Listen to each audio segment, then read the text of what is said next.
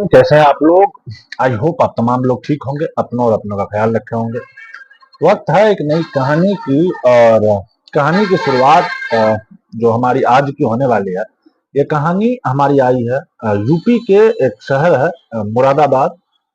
वहीं से ये कहानी की शुरुआत होती है। कहानी की सीधे हम ज्यादा वक्त न लेते हुए सीधे कहानी की तरफ आते हैं। कक्षा 12 में पढ़ने वाली एक छात्रा, जो कि उत्तर प्रदेश का जिला मुरादाबाद का एक थाना लगता है, कुंदर की कुंदर की उसी गांव की एक लड़की रहने वाली थी। 18 मार्च 2022 को वह होली का पर्व मनाकर अपने घर पे बाथरूम में नहा रही थी। इसी बीच में उसके घर में तीन दबंग घुस आते हैं। उन तीनों दबंगों ने उसके नहाते हुए का एक अश्लील वीडियो बनाया, फोटो भी उतार लिया।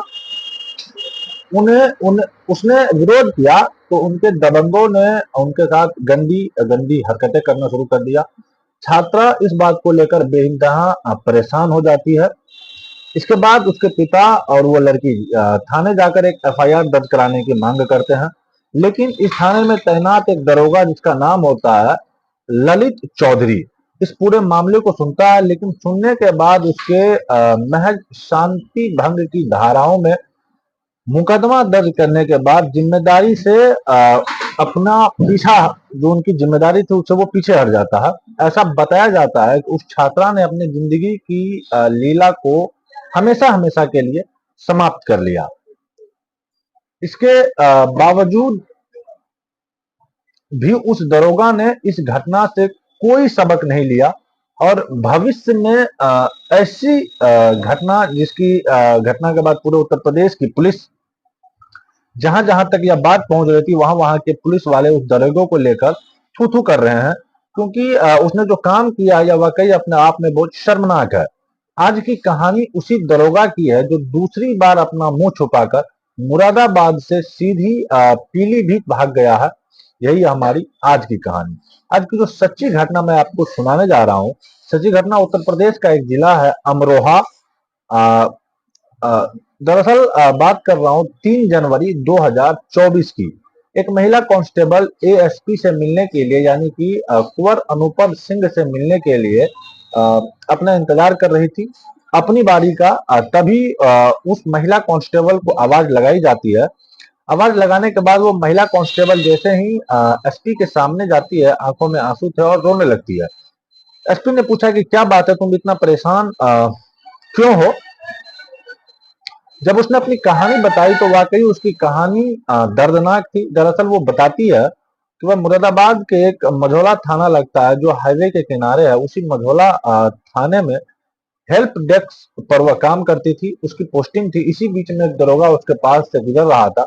दरोगा का नाम होता है ललित चौधरी। ललित चौधरी ने उस महिला कांस्टेबल की तरफ देखने में, महिला कांस्टेबल थोड़ी अच्छी सुंदर होती है, तभी पूछता है कि तुम कौन हो, कहाँ की रहने वाली हो। अपना अपना उसने अपना नाम बताया। उसने कहा कि मैं अलीगढ़ का एक गांव है, वहां की रहने वाली हूँ। जैसे कि उस महिला कांस्टेबल ने अलीगढ़ के उस गांव का नाम बताया, तो दरोगा ने कहा एक बार फिर से बताओ कि तुम्हारे गांव का नाम क्या है। उसने दोबारा बताया, जैसे कि उस महिला कांस्टेबल ने अलीगढ़ का नाम बताया था। दोबारा पूछने के बाद उस महिला ने कांस्टेबल ने अपने गांव का नाम फिर से लिया। तभी वह मुस्कुराने लगा और हंसने लगा। हंसते हुए बोले कि ये बड़े इत्तेफाक की बात है, जो तुम्हारा गांव है वही तो मेरा ननिहाल है। जब इतनी बात सुनी तो उस महिला कांस्टेबल ने पूछा कि आप कहाँ रहते हो, तो उसने कहा कि आपके बगल वाला जिला है, यानी कि बुलंदशहर, मैं वहां का रहने वाला हूँ। जैसे ही उस महिला कांस्टेबल ने बुलंदशहर का नाम लिया तो महिला कांस्टेबल को ऐसा लगा जैसे कि कोई अपना मिल गया। जब जब प्रदेश में कोई अपना मिलता है तो उससे जो आत्मीयता, उससे नजदीकियां बढ़नी स्वाभाविक सी बात है। ये हर किसी आदमी में कॉमन सी बात पाई गई है।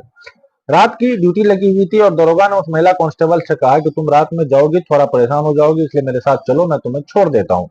महिला कांस्टेबल इसलिए मना नहीं कर पाई क्योंकि उससे रिश्ता था, क्योंकि उसने दावा किया था कि उस लड़की, यानी कि महिला कांस्टेबल का जो गांव है वही दरोगा का ननिहाल है। उसकी माँ का मायका वहीं का है। जैसे ही महिला कांस्टेबल कहा ठीक है कोई दिक्कत नहीं है, वो उसके साथ जाने को तैयार हो जाती है। वो उसके साथ तैयार हो जाती है। अब यह पहली बार जब का वाकया था। अब इसी तरह से महिला कांस्टेबल से वो दरोगा किसी न किसी बात पर किसी न किसी बहाने से बातचीत करने की कोशिश करता था और उसे अपने साथ उसे छोड़ने का कोई न कोई बहाना ढूंढता था। जैसे जैसे धीरे धीरे यह एक शुरुआत थी और शुरुआत जब ऐसे चलती चली जाती है, उस महिला कांस्टेबल ने उस दरोगा की थोड़ी नजदीकियां बढ़ जाती है। मौका पाते ही एक दिन उसे वो अपने कमरे पर लेके जाता है और कमरे पर ले जाने के बाद उससे थोड़ी नजदीकियां बढ़ाता है, उसके साथ शारीरिक संबंध बनाता है। हालांकि उस महिला कांस्टेबल ने इस बात का विरोध किया, लेकिन दरोगा ने कहा कोई दिक्कत कोई परेशानी नहीं है, यदि ऐसा कुछ होता है, कुछ भी गड़बड़ होती है, हम दोनों शादी कर लेंगे, वैसे भी तुम समझदार हो, तुम बालिग हो। दरोगा ने समझदारी की बात करते हुए उस महिला कांस्टेबल के दिमाग पर कुछ ऐसा असर डाला कि वह उसकी किसी भी बात का विरोध कर ही नहीं पाई। ऐसे ही सिलसिला लगातार चला जाता है और कुछ दिन बीते हैं। तब उसे पता चलता है कि उसके पेट में महिला कांस्टेबल के अचानक से दर्द उठने लगता है। उसने कहा दरोगा से कि मेरे पेट में दर्द हो रहा है, शायद कुछ न कुछ गड़बड़ है। तभी उसका अल्ट्रासाउंड कराया जाता है, उसे पता चलता है कि वह प्रेग्नेंट हो चुकी है। तभी दरोगा कहता है कि बहुत जल्दी हो जाएगी, इसलिए हमें यह बच्चा गिराना होगा। कुल मिलाकर कुछ इसे ऐसी दवाई खिलाई जाती है जिस दवा के खाने के बाद उस महिला कांस्टेबल के पेट में जो बच्चा पल रहा था उसका गर्भपात हो जाता है और वह फिर एक सामान्य जिंदगी जीने लगती है। लेकिन कुछ दिन बीतने के बाद फिर से उस महिला कांस्टेबल के साथ उस दरोगा की नजदीकियां बढ़ने लगती है और जब उसे मौका मिलता था तब उसके साथ वही शारीरिक संबंध बनाया करता था, गंदा काम करता था। और वो महिला कांस्टेबल विरोध भी करवाने की स्थिति में नहीं थी, क्योंकि उसने उसके दिमाग पर पूरी तरह से हावी हो चुका था, पूरी तरह से कब्जा कर लिया था। दूसरी बार भी ऐसा होता है, वो महिला कांस्टेबल फिर से गर्भवती हो जाती है। गर्भवती होने का अपना कारण बताती है, कहती है कि मैं फिर से गर्भवती हो चुकी हूँ। वो फिर से उसको कुछ ऐसी गोलियां खिलाता है जिससे उसका गर्भपात हो जाता है। फिर कहानी आगे बढ़ जाती है। एक दिन इस दरोगा का फोन इस महिला कांस्टेबल के पास रह जाता है और इसी बीच में एक फोन आता है। जब फोन पर उधर से महिला की आवाज आती है, पूछा जाता है कि तुम कौन बोल रहे हो, वो बोलती है, बताती है कि तुम कौन बोल रही हो। तो दोनों महिला, यानी कि एक तरफ महिला कांस्टेबल होती है और दूसरी तरफ एक महिला होती है। उस महिला का दावा किया था कि इस दरोगा की बीवी है, उसकी पत्नी है। इस बात को महिला कांस्टेबल बिल्कुल जानती ही नहीं थी कि यह दरोगा शादीशुदा है।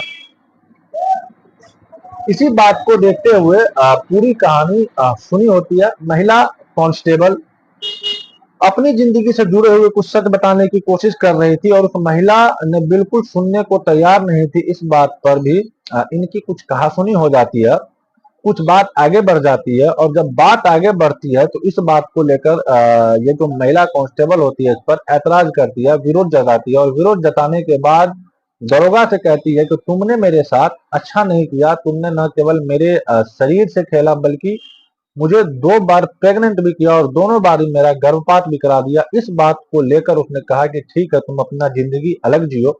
दरोगा से कुछ इस तरह से बात करके वो अपनी जिंदगी अलग जीने की बात करती है और साथ ही कहती है कि मैं भी अपनी जिंदगी अलग जीने की कोशिश करूंगी। महिला कांस्टेबल अलीगढ़ जाती है, अपने घर अपने परिवार वालों से शादी की बात कराती है। कुछ कुल मिलाकर उनकी सगाई की बात तय हो जाती है और महिला कांस्टेबल की सगाई भी हो जाती है।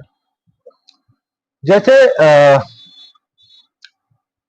जैसे महिला कांस्टेबल सगाई के बाद वापस अपनी ड्यूटी पर आती है, यह बात दरोगा को पता चल जाता है और दरोगा उसके साथ मारपीट करता है। कहता है कि तुम्हारी हिम्मत कैसे हुई मेरी बिना बिना मर्जी के शादी करने की। जब महिला कांस्टेबल ने कहा कि तुम शादीशुदा हो, तुम अपनी जिंदगी में खुश रहो और मुझे अपनी जिंदगी जीने का अवसर दो, तुम मुझे इतना परेशान क्यों करते हो। तभी वो कहता है कि अगर तुम्हें शादी ही करनी है तो कम से कम मुझसे तो पूछ लिया होता, क्योंकि मैं तुमसे शादी कर लूंगा। जैसे ही उस महिला कांस्टेबल ने यह बात सुनी उसे बड़ा आश्चर्य हुआ, वह सोचने पर मजबूर हो जाती है। कुछ वक्त आगे बढ़ता है और इसके बाद फिर से इन दोनों के बीच में फिजिकल रिलेशन बनने शुरू हो जाते हैं।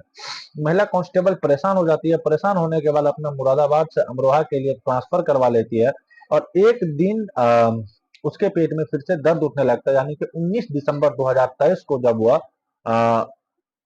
अपने पेट में दर्द उठने लगता है, उसे पता चलता है, उसका चेकअप कराया जाता है तो पता चलता है कि वह तीसरी बार भी प्रेग्नेंट हो चुकी है और इसी बात की जानकारी उस दरोगा को देती है। दरोगा ललित चौधरी से कहती है कि मैं तीसरी बार प्रेग्नेंट हो चुकी हूँ, आखिरकार करूं तो क्या करूं। तभी उससे दरोगा कहता है कि ठीक है, तुम जैसा तुमने पहली 2 बार दवाइयां खा ली है, ठीक वैसा ही दवाइयां खा लो और बात खत्म करो। जब महिला कांस्टेबल ने कहा कि इस बार दवाइयां नहीं खाने वाली हूं, मुझे परेशान मत करो, तभी वो दरोगा कहता है कि अगर तुमने यह काम नहीं किया, तुमने दवाई नहीं खाई और अपना गर्भपात नहीं कराया, तो देख लेना तुम्हारा जो वीडियो है, तुम्हारे जो फोटोग्राफ्स है, मैं उनको सोशल मीडिया पर अपलोड कर दूंगा, तुम्हें बदनाम कर दूंगा। महिला कांस्टेबल परेशान हो जाती है, आखिरकार करे तो क्या करे। इस बार इसके बाद उस महिला कांस्टेबल ने कहा कि ठीक है, तुम्हें जो करना है तुम वो करो। अब मैं उच्च अधिकारियों को जाकर इस बात की शिकायत करूंगी कि तुम मुझे बार बार परेशान करते हो। जैसे ही महिला कांस्टेबल ने उस दरोगा से उनकी कथनी, उसकी करनी के बारे में उच्च अधिकारी को बताने की बात कही, तभी दरोगा थोड़ा गुस्से में आ जाता है। उसके बाद मुरादाबाद से सीधा पहुंच जाता है अमरोहा। अमरोहा जाने के बाद इस महिला कांस्टेबल के साथ खूब मारपीट करता है और मारपीट करता फिर आराम से वहां से चला जाता है। और इस बात को सोचने में इसे कई दिन का वक्त लग जाता। आखिरकार करे तो क्या करे, लेकिन क्योंकि वो लगातार उलझनों में उलझती चली जाती थी, महिला कांस्टेबल परेशान हो रही थी, तो आई थी। तो उत्तर प्रदेश पुलिस में महिलाओं की रक्षा करने के लिए, कानून की रखवाली करने के लिए, कानून का पालन करने के लिए खुद ही वो अपराध का शिकार हो रही थी। इसलिए परेशान होकर उसने अपने कुछ साथियों से बातचीत की। साथियों ने कहा कि जो अपने जिले यानी कि अमरोहा के जो एसपी हैं कुंवर अनुपम सिंह, बहुत ही अच्छे अधिकारी है, तुम्हें पूरी कहानी उनसे बात करनी चाहिए। यदि तुमने उनसे पूरी कहानी बताई तो जरूर तुम्हारी सुनवाई होगी। जबकि महिला कांस्टेबल कहती है कि मुरादाबाद में रहते हुए कई उच्च अधिकारियों से इस बारे में बातचीत की गई थी, लेकिन किसी ने भी इस मामले की सुनवाई नहीं की। इसीलिए वो बहुत थोड़ा बहुत ज्यादा ही परेशान है। लेकिन जब उसके साथियों ने इस बात पर दबाव बनाया कि तुम्हें एसपी से यह बात करनी ही चाहिए, तो वह 3 जनवरी 2024 को एसपी के पास जाकर पूरी कहानी बयां करती है। और एसपी को इस बात को सुनने के बाद बहुत ज्यादा गुस्सा आता है। तभी वो महिला थाने में फोन करता है और कहता है कि एक महिला कांस्टेबल को आपके पास भेज रहा हूं, इसकी पूरी शिकायत को सुनने के बाद एफआईआर दर्ज कीजिए। और जैसे ही पूरी कहानी महिला थाने में जाकर बताई जाती है, तो पुलिस उस दरोगा और दरोगा के भाई, दरोगा के पत्नी, तीनों के विरुद्ध आईपीसी की धारा 376, 323, 313, 504, 506 और SC/SC एक्ट की धाराओं में मुकदमा दर्ज कर लेती है। दर्ज करने के बाद इस मामले की जांच दी जाती है। वो एसपी की तरफ से नोगामा सदात की सीओ होती है अंजलि कटारिया, उन्हें मामले की जांच दी जाती है। अभी इस नोगावन की जो सीईओ साहिबा, उन्होंने इस मामले की में अभी जांच की प्रक्रिया उन्होंने लगातार चल रही थी। इसमें कौन कितना दोषी है यह तो खैर जांच के बाद ही स्पष्ट होगा। लेकिन जैसे ही इस बात की दरोगा को भनक लग जाती है, तुम्हारी खिलाफ महिला थाने में एफआईआर दर्ज हो चुकी है, तब वह मुरादाबाद से अपना ट्रांसफर कराकर सीधा पीलीभीत भाग जाता है और इस मामले से बचने की लगातार कोशिश करता रहता है। हालांकि जब पहली बार उस महिला दरोगा की लापरवाही की वजह से एक छात्र की जान चली जाती है, शायद उसे तभी अपने इस घटना से सबक ले लेना चाहिए था। और जिस जगह पे वो ड्यूटी कर उसने निभाने की कसमें खाई थी, वो जानता था कि वो जनता की मदद करने के लिए, उनकी हेल्प करने के लिए कसम खाई थी, उसी काम को यदि ईमानदारी से कर रहा होता तो आज उत्तर प्रदेश की पुलिस पर थू थू नहीं हो रही होती। दोस्तों, इस पूरे घटनाक्रम को सुनाने का उद्देश्य किसी को परेशान करना, किसी का दिल दुखाना कतई नहीं है, बल्कि आपको जागरूक करना, आपको सचेत करना है, आपको बताना है कि पुलिस का काम है लोगों की मदद करना, बल्कि कानून के साथ खिलवाड़ करना बिल्कुल भी नहीं। लेकिन उस महिला कांस्टेबल के दिमाग पर कुछ इस तरह से वो दरोगा हावी होता है और उसके साथ वो लगातार कई सालों तक शोषण करता चला जाता है। ऐसा बताया जाता है कि मुरादाबाद जिले के अंदर उस दरोगा की लगभग 5 साल तक तैनाती रहती है और कई साल तक इस महिला कांस्टेबल का वो शोषण करता रहता है। यही हमारी आज की कहानी का द इंड। आई होप कहानी आपको पसंद आई होगी। कहानी अगर पसंद आई है तो वीडियो को लाइक कीजिएगा। चैनल पे अगर नए हैं तो चैनल को सब्सक्राइब कर बेल आइकन प्रेस कर दीजिए। मिलते हैं किसी नए वीडियो में नई कहानी के साथ। तब तक के लिए जय हिंद, जय भारत।